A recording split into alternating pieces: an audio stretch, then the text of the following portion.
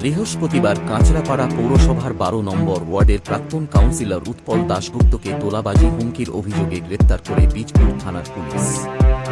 শুক্রবার কঠোর নিরাপত্তার মধ্যে ধৃত কাঁচরাপাড়া পৌরসভার প্রাক্তন কাউন্সিলর উৎপল দাশগুপ্তকে ৪ দিনের পুলিশ হেফাজত চেয়ে বারাকপুর মহকুমা আদালতে পাঠাল বীজপুর থানার পুলিশ।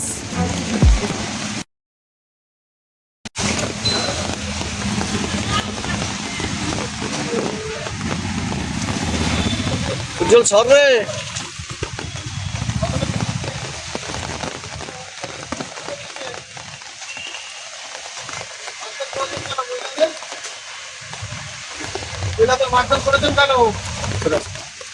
উৎপল দা কেন ধরলো আপনাকে?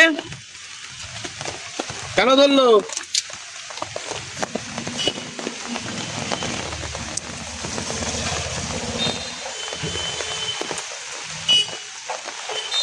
ওরা কি পানি যা